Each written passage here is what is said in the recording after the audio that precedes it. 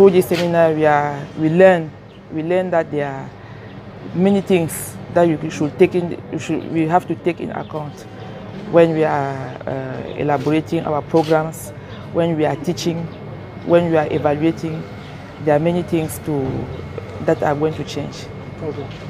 De me donner cette occasion de clarifier un peu la stratégie du ministère des enseignements secondaires en ce qui concerne la question de l'éducation complète à la sexualité.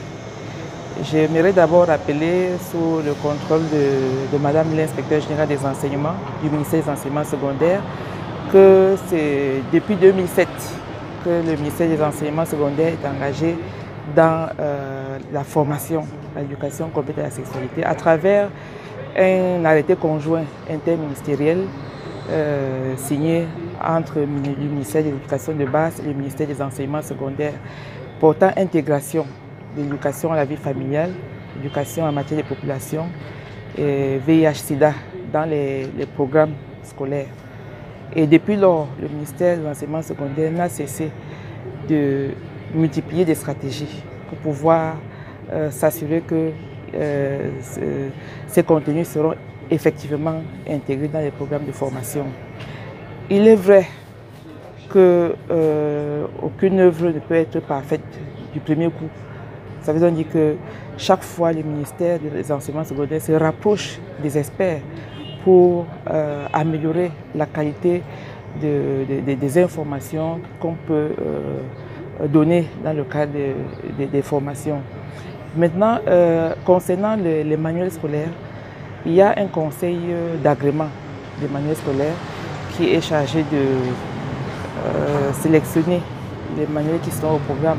Il est vrai que tous ces maillons de la chaîne qui s'occupent de la formation ne se concertent pas nécessairement en temps réel pour se décider sur les contenus. Mais le ministère des enseignements secondaires est, depuis quelques mois, je peux d'ailleurs dire depuis l'année dernière, est en train de suivre les formations qui sont dispensées par l'UNESCO dans le but d'améliorer la connaissance qu'on peut avoir des stratégies d'insertion de ces thématiques dans les programmes de formation, tant en ce qui concerne les programmes du secondaire qu'en ce qui concerne la formation des instituteurs. Parce que vous êtes sans ignorer que c'est le ministère des enseignements secondaires qui s'occupe de la formation des instituteurs dans les ENIEJ. Bon, chaque fois, il faut déjà se dire que ces jeunes, ils en connaissent beaucoup, mieux qu'on ne pense. Donc il faut tenir compte chaque fois de l'âge, c'est vrai, des apprenants, mais il faut également être ouvert. Il faut tenir compte de leur âge, mais chaque fois il faut être ouvert, il faut être à leur écoute. Donc nous avons appris que l'approche utilisée dans le cadre de l'éducation à la sexualité, c'est une approche par le processus. Ça veut dire que chaque enseignant doit d'abord travailler sur son propre processus concernant les questions liées à l'éducation à la sexualité.